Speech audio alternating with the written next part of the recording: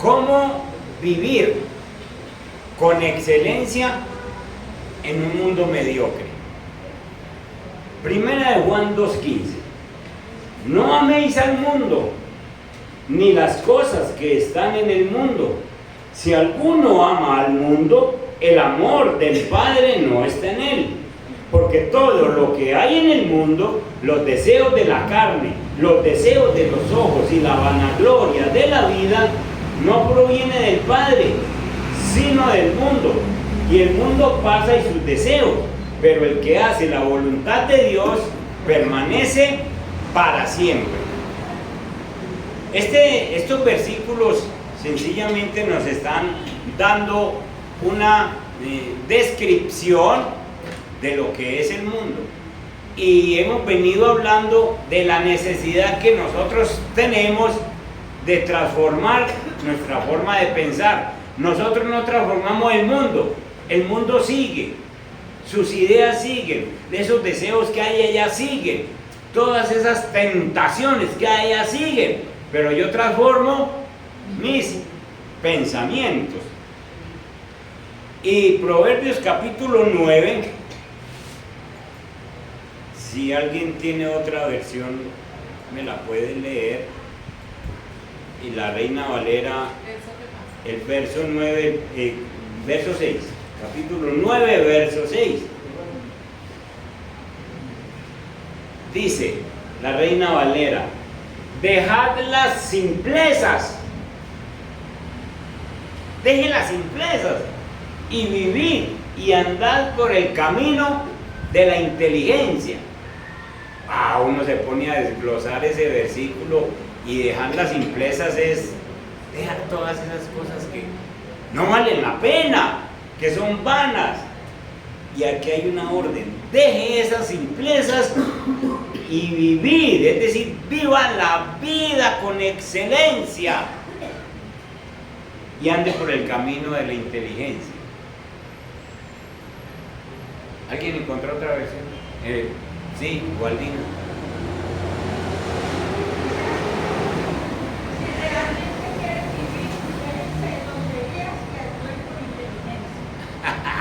Oiga esa belleza. Si realmente quieren vivir, déjense de tonterías, ¿sí? Y vivan con inteligencia. Una de las verdades bíblicas más simples, más sencillas y más profundas es que Dios creó al hombre a su imagen y conforme a su semejanza. Lo sabemos, ¿cierto? Dios nos creó a su imagen y conforme a su semejanza. Está allá en el principio de la Biblia. Es una verdad que está declarada apenas uno abre la Biblia, en el principio, en la revelación de Dios. Y entonces esta revelación preciosa cristiana nos da un fundamento diferente a lo que dan las demás filosofías. Y entonces, por el hecho de yo saber que fui creado a imagen y semejanza de Dios, yo debo pensar diferente a como piensan los demás. No es lo mismo para un hombre o para una mujer que todavía está creyendo que viene del mono, pues así piensa entonces. Si empieza a pensar en su antepasado y cree que viene del mono, pues ¿qué más se puede esperar? ¿Cierto? Pensar como un mono. Diferente a un hombre o a una mujer que sencillamente ha leído la Biblia y como criatura de Dios sabe que está escrito que es hecho a imagen y semejanza de su creador. Entonces la Biblia también enseña que esa imagen ha sido distorsionada. La imagen de Dios en nosotros ha sido distorsionada por causa del pecado y ha llevado al hombre a estados de vida inferiores, desmejorados, deshumanizados. Vemos tanta cosa que son capaces de hacer los hombres que uno dice, ese es un animal, ¿cómo le ocurre hacer eso? Deshumanizado, culpa del pecado. Esa semejanza a Dios también ha sido ignorada por nosotros mismos.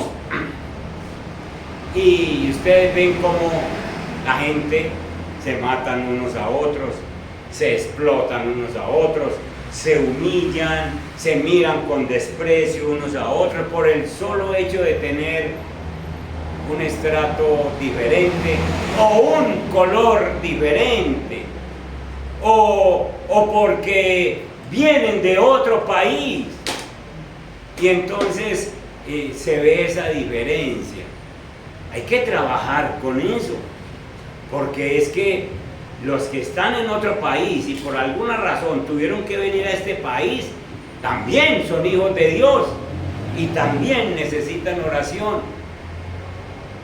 Es necesario que nosotros aprendamos a que esa semejanza de Dios nosotros no la podemos ignorar así de facilito.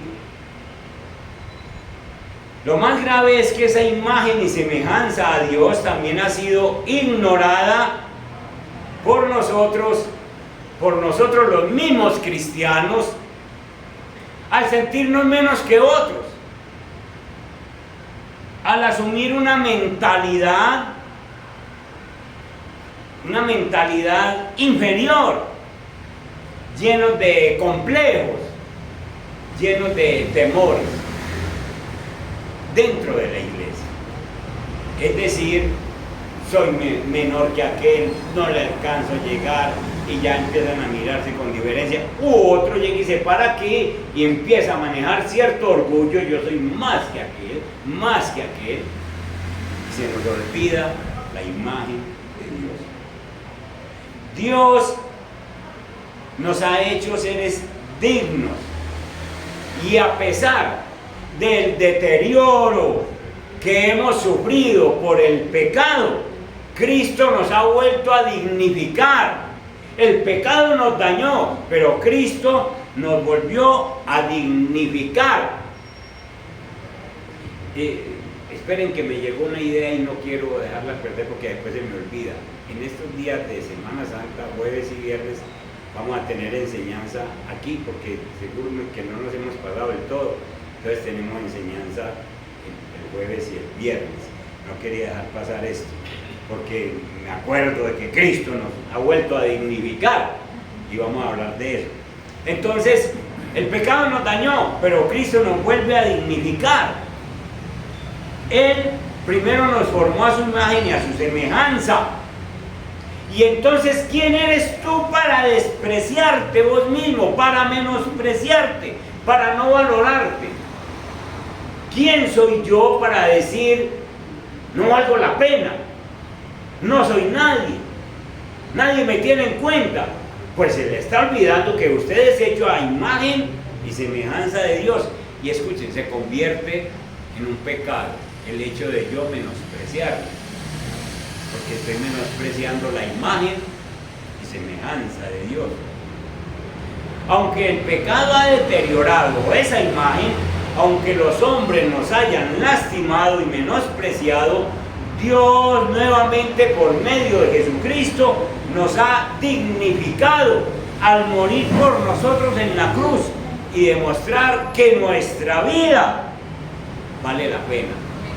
Dios nos ha puesto en esta tierra y nuestra vida vale la pena. Tu vida, mi vida, vale el sacrificio de Dios. Tu vida fue valorizada en la misma creación y revalorizada en la obra redentora de Cristo. Valorizada ya y revalorizada cuando Cristo murió por nosotros en la cruz. Él nos ha comprado por precio de su sangre. Y escuchen, Él no compra algo que no sirve. Amén. Nos compró con precio de sangre y Él no compra algo que no sirve. Él es todopoderoso, Él es soberano, y si nos compró con su sangre es porque sabe que servimos, que valemos la pena. Ha creído que nosotros servimos, que tenemos valor. Nosotros le interesamos mucho a Dios. El plan de Dios nunca ha sido que llevemos una vida mediocre. Nunca, nunca. Hemos sido diseñados para vivir una vida de excelencia. Nosotros no somos uno más entre 8.000 millones de habitantes que hay en la Tierra. Nosotros somos únicos. Las huellas digitales que usted tiene no las tiene nadie más en 8.000 millones de habitantes. Usted es único. Somos únicos. Por lo tanto, en esta tierra no hay nadie como vos. Eso no le alegra. No hay nadie como vos. Dios te ha hecho y me ha hecho un ser único. Y por eso nosotros debemos cambiar esta mentalidad y no vivir mediocremente. Háblenme, díganme ideas de qué es una vida mediocre o qué es mediocridad. Un sinónimo. Falta de definición de la personalidad. Sirve. ¿Qué más? ¿Qué es mediocridad? Un sinónimo. Mediocridad puede ser también imperfección. Imperfección. Tibieza. Buena. Hacer las cosas mal hechas. Ajá. ¿Cómo dice? Tener una actitud negativa. Dios no nos ha creado para que nosotros vivamos en medio de la mediocridad. Este tiempo que estamos viviendo es un tiempo de crisis, pero es un tiempo para que nosotros vivamos una vida de excelencia. Son oportunidades para que vivamos una vida de excelencia. Miremos algunas características de lo que es mediocridad, de una persona mediocre. Una persona mediocre no se esfuerza por ser una mejor persona. Yo soy así. Sí. Y me quieren querer así, que me quieran. Y si no me quieran, así. No se esfuerza por ser mejor persona. Una persona mediocre deja las cosas para lo último. Aquí no hay nadie así. Sufren pereza mental. Sufren pereza mental. Una persona mediocre, No se esfuerza. no se esfuerza. Ahora sí le están viniendo las ideas. Una persona mediocre siempre llega tarde a los compromisos, porque no le importa el tiempo de la otra persona, le da lo mismo. Si me espera, bien, y si no, que vaya. Mediocridad, no le interesa lo que pasa. Una persona mediocre dedica muy poquito tiempo o ninguno a estudiar, a capacitarse en algo. No le interesa. Exacto. Una persona mediocre gasta el dinero en cualquier cosa en lugar de hacer un ahorro. Lo que coge, al otro día no lo tiene. Una persona mediocre primero se divierte y luego, si le quedan ganas de hacer alguna cosa, hace la tarea después, pero primero diversión. Una persona mediocre nunca ordena su habitación. Ay. Déjelo así. Una persona mediocre siempre empieza algo y nunca lo termina. Empieza cosas y las deja. Empieza un estudio y se va. Una o dos clasecitas y no lo volvemos a ver. Empieza un curso de guitarra y va a una o dos clases y no vuelve. Empieza cosas. Y si va y es pintor, empieza y hace dos rayitas y no vuelve.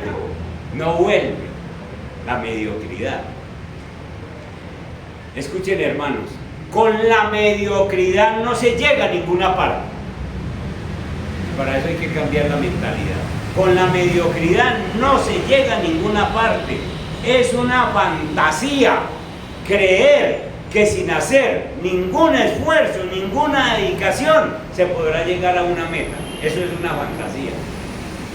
Se necesita disciplina, se necesita cambiar la mentalidad y se necesita sencillamente esa dedicación para proponerse algo en la vida.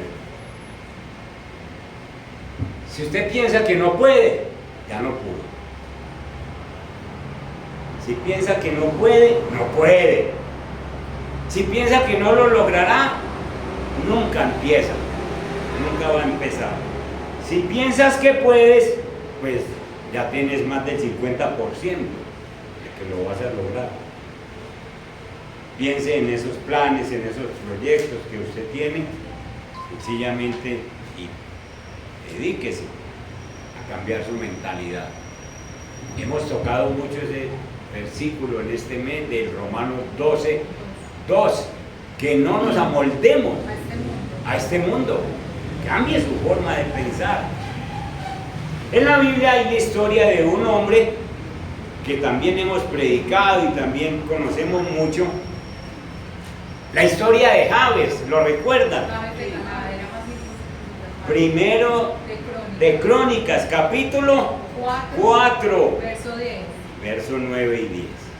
Primero de Crónicas, capítulo 4, verso 9 y verso 10.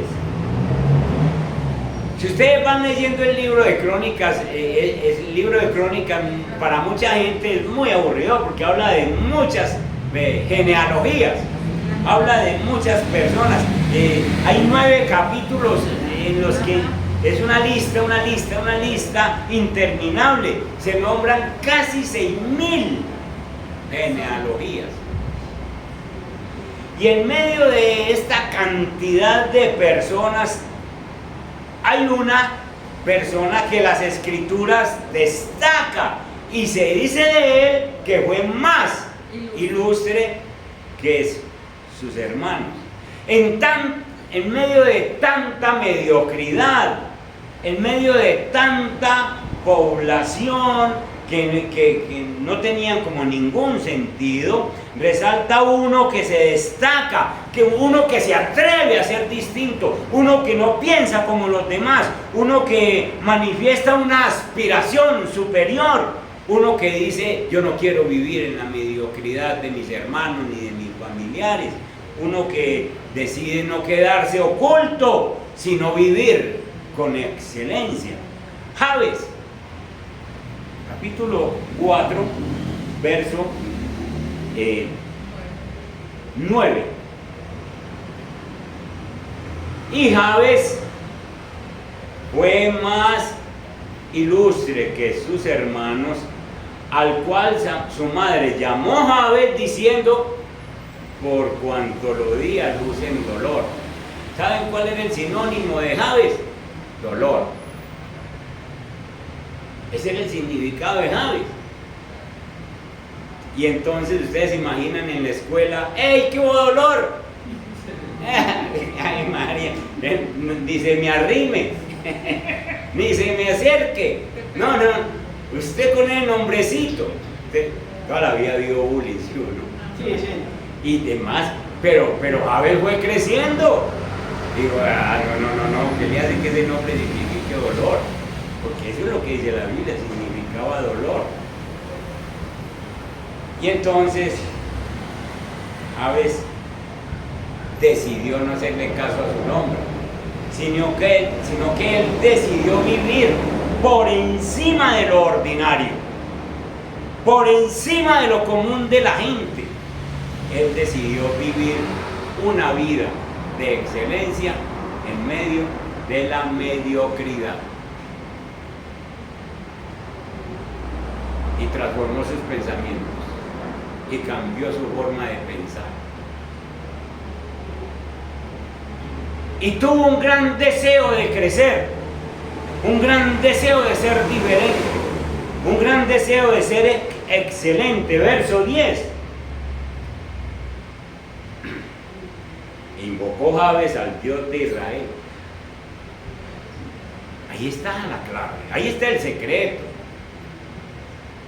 No es solo pensar en ser grande, sino en buscar quién lo puede hacer grande, quién lo puede edificar. Para uno no ser cualquiera persona en esta vida y no vivir en medio de una vida mediocre, una vida de mediocridad, es necesario tener deseos, es necesario tener aspiraciones, es necesario tener ambiciones. Muchos de los parientes de Jabes se conformaron con ser iguales a los de la época, iguales a los de la tribu, personas comunes y corrientes que no se destacaban, sino que se acomodaban al mundo. Como nos dice Juan, ustedes no se acomoden al mundo porque lo que hay en el mundo de nada nos sirve. Jabes deseaba ser diferente. Jabes deseaba salir de lo ordinario. Jabes deseaba salir de lo común. Quería algo grande, quería crecer. E invocó Jabes al Dios de Israel diciendo: oh, si me dieras bendición y ensancharas mi territorio, y si tu mano estuviera conmigo y me libraras de mal para que no me dañe. Y le otorgó Dios lo que pidió. Hermanos, el principio de crecer es soñar con Dios, pensar en lo que Dios puede hacer conmigo. Cuando usted deja de pensar en las cosas grandes que puede hacer Dios, usted comienza a morirse. Empieza, ya no le interesa nada. Se dedica a una vida mediocre. Si nosotros dejamos de tener metas, dejamos de avanzar, no, estoy bien aquí, con esto tengo, deja de avanzar. Nosotros tenemos que ser como Jabes, tener metas. Debe haber algo que nos motive, algo que nos impulse a seguir. El deseo de Dios es que nosotros crezcamos, que desarrollemos todo nuestro potencial. Somos a imagen y semejanza de Él, y el deseo de Dios es que nosotros desarrollemos ese potencial. Cuánto anhela Dios, hombres y mujeres, que hagamos discípulos, que vayamos y sigamos la obra de Él. Pero parece que esa orden no la cogieron sino los 12 primeros con los que trabajó, y después unos cuantos, porque nosotros hoy día creemos que eso no es para nosotros.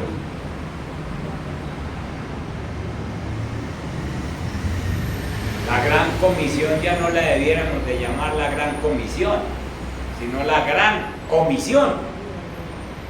No estamos haciendo el trabajo. No estamos haciendo el trabajo. Dios quiere que nosotros crezcamos. ¿Han leído la tercera carta de Juan? Que Dios dice: amado, yo deseo que seas prosperado en todo lo que emprendas y que tengas salud. ¿Cuál es el deseo de Dios? Que seamos Prosperados. Amado, deseo que prosperes en todo, así como prospera tu alma. Amado, deseo que prospere, es el deseo de Dios. Entonces nosotros, ¿por qué no nos juntamos con ese deseo? Señor, tú deseas que yo prospere, entonces yo necesito que me empujes a hacer estas metas y estas ideas que yo tengo. Dios no quiere que nosotros caminemos en la vida sin saber hacia dónde vamos, sin rumbo. Hay gente que camina en esta tierra como sin saber para dónde van. Y hay gente que se levanta una mañana sin saber para dónde va. Y entonces lo invita para cualquier parte. Vamos, no tiene agenda. Cuando usted no tiene una agenda, se vuelve la agenda del otro. El otro lo lleva, lo trae. Dios no quiere que nosotros caminemos sin rumbo. Vivir sin rumbo es no vivir en la voluntad de Dios. Miren a Jesús, cuando Cristo vino a la tierra, Él sabía que venía, ¿o no? Desde niño sabía que venía. Me es necesario hacer la voluntad de mi Padre. A los 12 años le dijo al papá y a la mamá. Sabía que venía. Él sabía para qué vivió. cuánto iba a vivir. Él sabía para qué murió. Él lo sabía. Él no anduvo en esta tierra deambulando, va ahí como a ver qué resultaba, a ver qué había que hacer. No. Él caminaba con rumbo.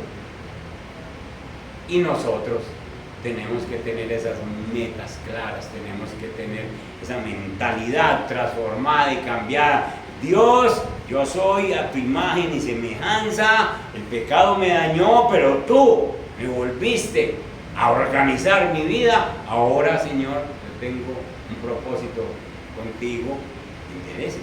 Yo quiero ser prosperado, yo quiero ser bendecido, yo quiero servir para tu reino.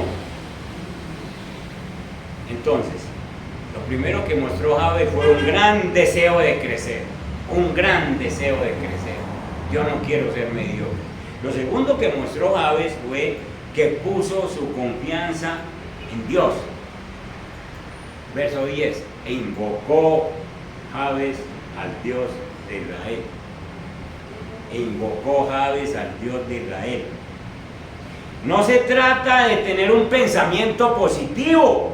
No se trata de ser optimista, se trata de buscar a Dios y confiar en Él de todo corazón. Entonces yo quiero ser grande, pero yo tengo quien me haga grande. No es un pensamiento positivo, quiero. No. Se trata de invocar a Dios y confiar en Él que le puede ayudar. Invocó Jabes al Dios de Israel.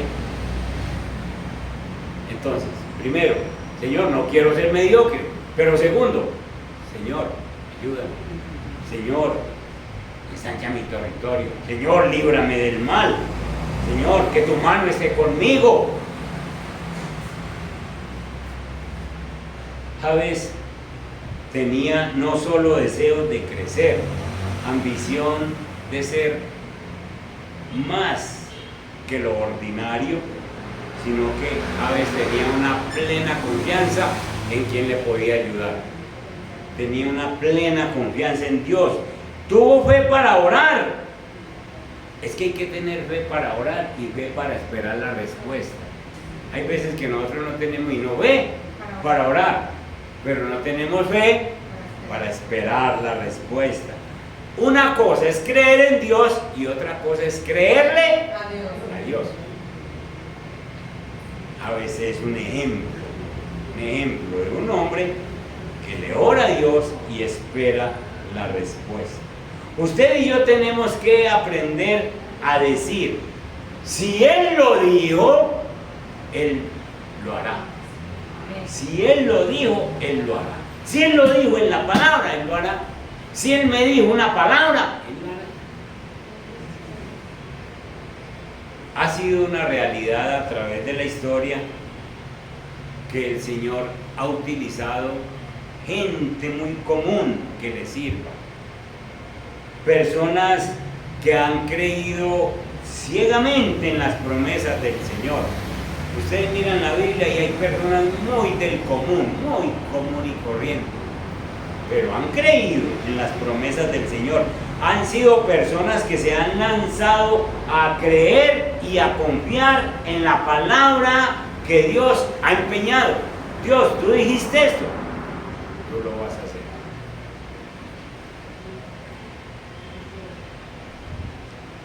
Dicen las Escrituras que Jabes fue más ilustre que sus hermanos, pero no fue ilustre de intelectualismo, como una ilustración de que estudió y estudió. No. Esa palabra es que sencillamente su fe lo llevó a creer más en Dios y a tener la confianza de que le iba a ayudar. Entonces es lo ilustre que él tiene, lo grande que él tiene. Entonces no es ilustración de estudio, sino ilustración de fe, de que sencillamente se dedicó a creerle al Señor.